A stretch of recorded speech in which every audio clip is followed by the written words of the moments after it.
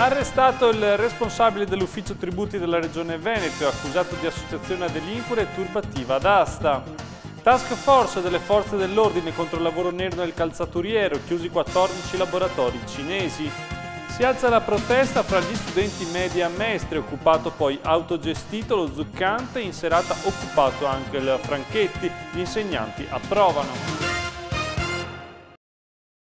Ben ritrovati dalla redazione del TG di Televenezia. Sono scattate le manette ai polsi di un funzionario della Regione Veneto. Si chiama Lucio Fadelli, era responsabile dell'ufficio tributi e bilancio regionale, accusato di associazione per delinquere e turbativa d'asta. L'arresto è stato eseguito oggi dai Carabinieri di Venezia su ordine della Procura di Torino. Tutto è partito dalla denuncia di una società, Sermetra SPA, che ha visto sfumare l'incarico di gestione del bollo auto e della tassa automobilistica regionale perché la Regione Piemonte ha affidato l'incarico ad una concorrente, la GEC SPA. Le intercettazioni telefoniche avrebbero rivelato che la gara era stata truccata e che la GEC sarebbe riuscita ad ottenere lo stesso appalto anche dalla Regione Veneto con gli stessi metodi. Sono state emesse 13 ordinanze di custodia cautelare e eseguite 20 perquisizioni. E voltiamo pagina, forte offensiva contro il lavoro nero nel distretto calzaturiero della Riviera del Brenta, con l'aiuto degli artigiani che hanno manifestato la scorsa settimana contro la concorrenza sleale dei laboratori cinesi.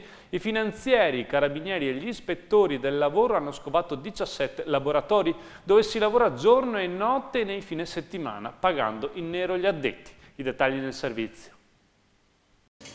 Lavoro nero nel calzaturiero, blitz della Guardia di Finanza, dell'Ispettorato del Lavoro e dei Carabinieri nel cuore della Riviera del Brenta e nel Cavarzerano, dove si annida l'economia sommersa che alimenta il distretto calzaturiero e lo tiene a galla nonostante la crisi. I controlli a tappeto hanno riguardato 34 laboratori, 17 sono risultati irregolari e 14 sono stati chiusi perché impiegavano manodopera in nero. Un'attività che ha permesso di controllare a tappeto 34 laboratori, dei quali la metà sono risultati regolari, tant'è che sono stati chiusi perché avevano alle dipendenze più del 20% dei lavoratori in nero. 41 i lavoratori trovati all'opera dalle 20 alle 22 della sera senza contratto, di cui 3 clandestini, 2 i cinesi titolari denunciati e emesse sanzioni per 112.000 euro. Questi i numeri di un'operazione che ha colpito 8 tomaifici, 2 pelletterie, 2 laboratori di confezioni e una stireria. L'imprenditoria cinese ha rivelato durante questa operazione di essersi anche evoluta. Gli alloggi sono decorosi, non sono stati trovati minorenni, ma sono state affinate le tecniche per eludere il fisco. I finanzieri hanno trovato persone inesistenti dal punto di vista economico. L'attività dal punto di vista della proficuità del servizio ci ha permesso di individuare all'interno di questi laboratori personaggi e soggetti economici che risultavano intestati di partite IVA formalmente chiuse. Nei laboratori c'erano titolari di fatto che tenevano i rapporti con i fornitori e le banche e i titolari di diritto, ossia dei prestanome reclutati tra i dipendenti. Un escamotage che ha consentito l'evasione fiscale, il cui ammontare è al vaglio delle fiamme gialle. Plauso della CNA, l'associazione di categoria degli artigiani, all'operazione. L'intervista al segretario della Federmoda che ha raccontato di aver aiutato gli investigatori. Un'operazione importante, quella dei Carabinieri di oggi. Certo, un'operazione importante, noi abbiamo denunciato questo problema, abbiamo anche contribuito ad aiutare il lavoro delle forze dell'ordine e loro stanno realizzando questa attività. Era da tempo che chiedevate un'operazione simile? Sì, certo, è da tempo che lo chiedevamo che ci fosse una risposta forte da parte delle istituzioni e da parte degli organi deputati al controllo. Che tipo di danni ha arrecato questo fenomeno? Ha fatto chiudere numerose aziende, molte aziende italiane insomma, che lavorano nel territorio da tanto tempo sono in cassa integrazione oppure rischiano la chiusura, mentre prolificano i laboratori che come vediamo sono illegali oppure hanno manodopera che lavora in nero. Dati? I dati sono, le aziende cinesi sono aumentate in 10 anni del 567%, mentre le aziende italiane che hanno chiuso sono più di un centinaio. È veneziano? Sì, a cavallo tra la provincia di Venezia e la provincia di Padova. Ma nonostante il risultato dell'operazione è comunque durata poco. 12 dei 14 opifici chiusi sono stati infatti riaperti e con molta probabilità la concorrenza sleale continuerà e vi spieghiamo perché nel servizio. 12 dei 14 laboratori chiusi hanno riaperto, hanno accettato cioè di pagare la sanzione di 1.500 euro per società e di regolarizzare i loro addetti trovati a lavorare in nero. Per l'ispettorato del lavoro ora sono in regola, ma durerà poco. I lavoratori hanno tutti dichiarato che al momento del controllo stavano affrontando il loro primo giorno di lavoro. Lo dicono sempre in tutti i settori, non solo in quello calzaturiero. Una dichiarazione che si traduce per il datore di lavoro in un grande risparmio. Per regolarizzarli basta pagare i contributi evasi di una sola giornata di lavoro e nei giorni che seguiranno non è detto che gli stessi operai rimangano al loro posto di lavoro. Durante i controlli dell'ispettorato nelle settimane successive ad un blitz non sono mai stati trovati gli stessi dipendenti. Il mercato del lavoro cinese durante i mesi della crisi è diventato poi ancora più flessibile, al punto che gli operai passano da un laboratorio all'altro o da un lavoro all'altro e vanno in trasferta in altre regioni durante il fine settimana. Abbiamo trovato e abbiamo riscontrato delle lavoratrici che durante la settimana lavoravano come massaggiatrici anche in altre regioni e il fine settimana facevano le operaie. Inoltre è sempre più diffuso il ricorso al contratto di associato in partecipazione. Di fatto è un lavoro autonomo che prevede il versamento del 18% anziché il 42% di contributi. La nuova riforma del lavoro ne prevede al massimo 3 in un'azienda, ne sono stati trovati 7.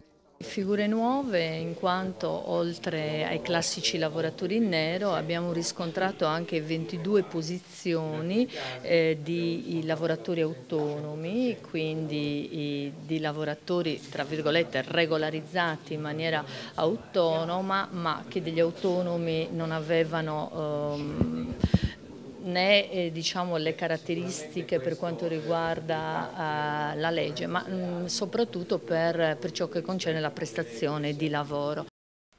La dirigente dell'Ispettorato del Lavoro ha spiegato di avere le armi spuntate nel caso in cui un laboratorio cambi gli addetti senza la loro collaborazione. Esiste un vuoto legislativo, ha spiegato la dottoressa Cossu, non possiamo rivalerci per il pagamento dei contributi sulle grandi GRIF, che sono le aziende committenti d'origine, perché fra loro e i cinesi ci sono aziende intermedie. E voltiamo pagina, richiesta di rinvio a giudizio per Renzo De Cleva. Arriva dopo mesi durante i quali l'uomo accusato di aver ucciso la moglie Lucia Manca è stato sottoposto al regime del carcere preventivo, ma ora la procura ha iniziato una corsa contro il tempo per evitare che scadano i termini della carcerazione. Arriva la richiesta di rinvio a giudizio per Renzo De Cleva per omicidio volontario aggravato, soppressione di cadavere, falso in atto pubblico. Il pubblico ministero Francesca Crupi l'ha depositata in queste ore. Quella della Procura di Venezia è una corsa contro il tempo per evitare la scarcerazione dell'uomo per decorrenza dei termini. Tempo che è stato preso dai periti per l'analisi del cadavere di Lucia Manca o almeno dei resti trovati sotto il ponte di Sant'Agata a Cogollo del Cengio. L'autopsia ha stabilito che non è possibile determinare con certezza la causa del decesso della bancaria di Marcon e dunque non ha nemmeno escluso che la morte sia stata violenta. Rimane a fare d'ago della bilancia il quadro indiziario solido che gli investigatori hanno raccolto, con cui dimostrano che De Cleva non ha raccontato tutta la verità ai carabinieri mentre cercavano la moglie. Sono 3 gli elementi che non possono essere smentiti in mano all'accusa: il segnale del suo telefonino agganciato all'1:55 a Rubano in direzione Venezia e alle 5:12 in ingresso a Marcon, quando De Cleva aveva raccontato di essere sempre rimasto a casa a dormire. Le sue impronte digitali sul biglietto autostradale recuperato dai carabinieri al casello di Piovene Rocchette e infine le tracce di saliva trovate nel bagagliaio riconducibili al DNA della vittima. 2 nigeriani sono stati arrestati dalla squadra mobile di Padova nell'ambito di un'operazione iniziata nell'aeroporto di Tessera. La polizia aveva bloccato un ingoiatore con 1,5 kg di cocaina pura in ovuli. Le indagini hanno permesso di risalire al destinatario della droga, un connazionale che stava per partire sempre dallo scalo veneziano per la Spagna con mezzo chilo di stupefacente. E i finanzieri di Chioggia hanno sorpreso un peschereccio che stava pescando ad una distanza di circa 2 miglia dalla costa, violando la fascia delle 3 miglia stabilita dall'Unione Europea. Al comandante è stata inflitta una sanzione di 6.000 euro, oltre al sequestro degli attrezzi usati. E voltiamo pagina, l'onda lunga delle occupazioni degli istituti in città ha raggiunto anche lo Zuccante, il liceo Franchetti. Stamane è intervenuta la Digos per riaprire l'istituto per elettronici ed informatici agli insegnanti e al personale non docente, costringendo gli studenti a trasformare l'occupazione in autogestione. Accanto ai ragazzi protestano comunque anche gli insegnanti. Al Franchetti l'occupazione è iniziata nel tardo pomeriggio, ma sentiamo le interviste raccolte allo Zuccante di Via Baglioni. Stiamo cercando di fare un gruppo per gestire domani l'autogestione, per organizzare le varie aule e chiedere ai professori formare anche un servizio di sicurezza che deve controllare i vari laboratori insieme ai professori, le varie corridoi, che non siano studenti che vadano in giro senza fare niente. È autogestione allo Zuccante. L'Istituto Tecnico per Informatici ed Elettronici ha deciso la protesta dura contro i tagli del governo che si abbattono anche sulla scuola e contro il trattamento riservato ai professori. Abbiamo deciso di occupare la scuola per farci sentire in qualche modo. Non riusciamo con manifestazioni, non siamo mai riusciti a farci sentire veramente come Zuccante. Sono passati 14 anni dall'ultima occupazione e abbiamo provato a farla bene. È venuta abbastanza bene, siamo riusciti a prendere il controllo della scuola e a invitare tutti gli studenti ad entrare. Anch'io sono stato uno di questi organizzatori, abbiamo principalmente deciso di occupare perché i fondi a questa scuola mancano, ci sono un sacco di problemi da risolvere. Si è trasformata in un'autogestione, esatto come diceva il mio compagno, per varie complicazioni, perché questa scuola, essendo una scuola di elettronici e informatici, è piena di attrezzature che hanno un determinato valore. Accanto agli studenti a protestare ci sono gli insegnanti che hanno deciso di rifiutare tutti gli incarichi aggiuntivi. Questa è una delle migliori scuole che abbiamo in provincia, sono fiero di lavorare in questa scuola, non abbiamo problemi strutturali. Il problema è che per esempio i finanziamenti non li abbiamo ancora, non sappiamo ancora cosa possiamo fare, cosa potremo fare, quali sono i servizi che potremo dare a questi studenti e loro stanno sentendo questo. Ci siamo anche sospesi da tutte le attività aggiuntive che non sono previste nel nostro contratto per dare un segno di malcontento, di protesta insomma. Ed ora ci fermiamo per qualche istante di pubblicità.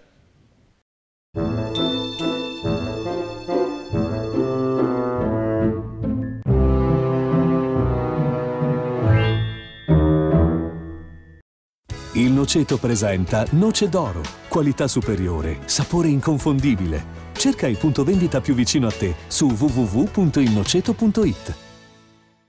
E ora diamo uno sguardo all'area metropolitana. Iniziamo dalla provincia di Venezia, dove le feste d'addio al celibato superano spesso i limiti della decenza e allora scattano le multe.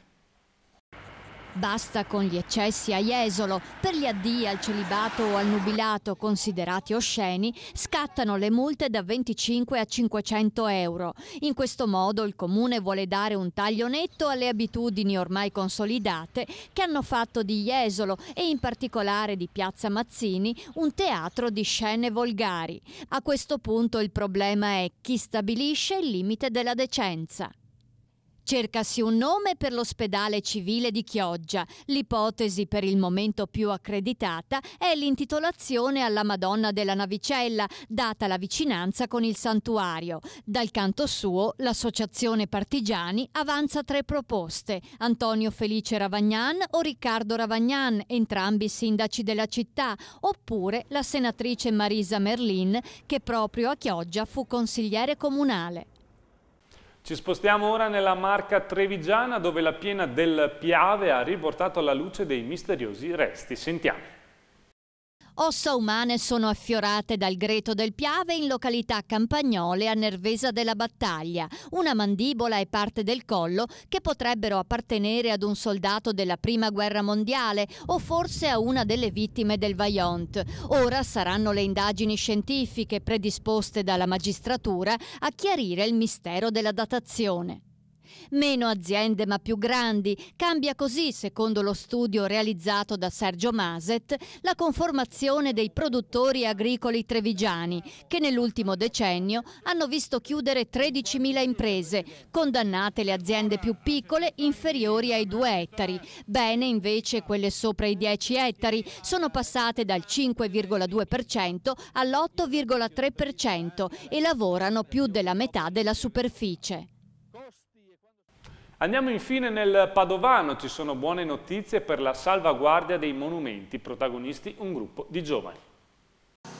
Una pellicola di vetro liquido è pronta a salvare dal degrado centinaia di monumenti. Si tratta di un composto di gel di silicio e ossigeno brevettato da Renzo Bertoncello dell'Ateneo Patavino e sviluppato ora da un gruppo di laureati in chimica dell'università. Il Sol Gel, così si chiama la sostanza, protegge le superfici da smog e intemperie. Oltre che per i beni culturali, potrebbe essere interessante anche per l'industria.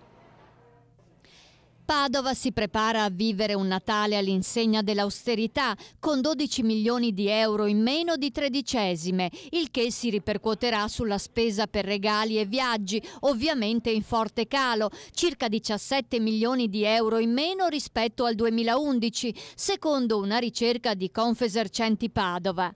Ma il 40% degli intervistati è ottimista, spera che da qui cominci la risalita.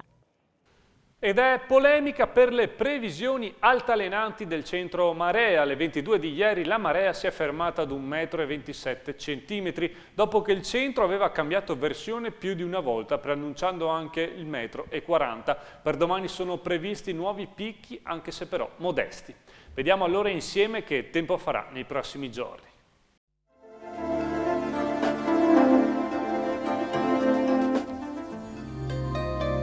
Continua il maltempo, anche se con precipitazioni discontinue e di minore entità. Da venerdì aria fredda in arrivo e temperature in calo. Venerdì 30 novembre, molto nuvoloso o coperto con qualche goccia di pioggia.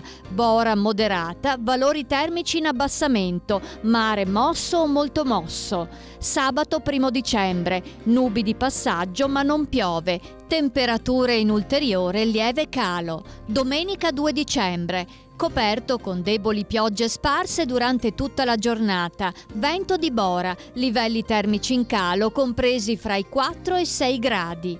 Lunedì 3 dicembre, sereno e soleggiato, minime ancora in discesa, massime in leggero rialzo. La marea di venerdì 30 novembre è molto sostenuta, la massima alle 10,35 1,10 m, la minima alle 17,35 25 cm. Nell'edizione di domani daremo spazio ad un imprenditore che, nonostante la congiuntura economica non proprio favorevole, ha deciso comunque di investire ed aprire un nuovo centro commerciale. Domani daremo appunto ampio spazio nel nostro redazionale.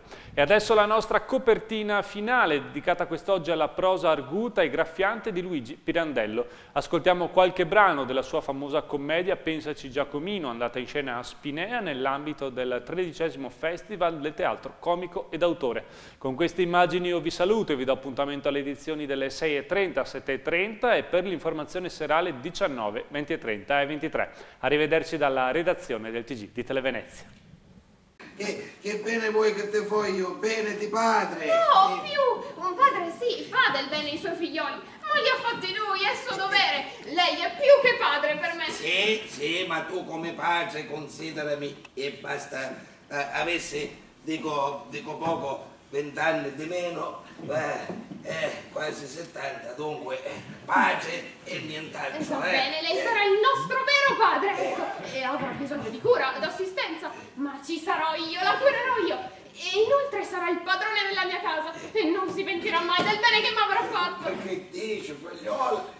che vuoi che sia un po' di bene che ti fo io di fronte a quello grande che mi farai tu, solo a sentirti ridere, felice, contenta accanto a me. Ah, io sola, ma saremo in due, caro professore, a ridere contenti e felici. Hai ragione, saremo in due, tu e io. Che Giacomino, professore, vuole che non sia contento pure Giacomino. Giacomino? Scusi, vuole che non sia contento pure Giacomino. Quale Giacomino? Come? Non è stato lui a pregarla di dire una parolina per noi a mio padre? No, figliola, tu sbagli. Come sbaglio? Ai, che collegnata! Aspetta, Lelena, sappiamoci intendere. Chi è codesto Giacomino che tu credi sia venuto a parlarne? Da me non è venuto a parlare nessun Giacomino. Ah no? No. E allora che ha detto lei a mio padre? Quello che ho finito di dire ora a te, che sono un povero vecchio che potrebbe toglierti da codesto stato prendendoti con sé come una figliola. Me sola. E vorresti che mi pigliasse pure questo Giacomino? Capirai che per gli occhi del mondo... Ma sei come figliola, professore? Come figliuola fra te e me. Ma se devo darti uno stato, ci sarà pure bisogno che tu E non c'è Giacomino. E ci sarà poi Giacomino, non dico di no. Ma lo stato in faccia alla legge non te lo potrà dare lui, te lo dovrò dare io. No, aspetti, professore, io non capisco più nulla. Mio padre ha detto che era contento se io ero contenta, per quello che lei gli aveva detto per me. Giustissimo, ma questo Giacomino spunta fuori solo ora. Io non l'ho mai visto, mai sentito nominare. Mai? Come? Giacomino Delisi, professore. E chi lo conosce? Delisi. Mai visto? Delisi. Ho capito, sono vecchio, mica sono sotto.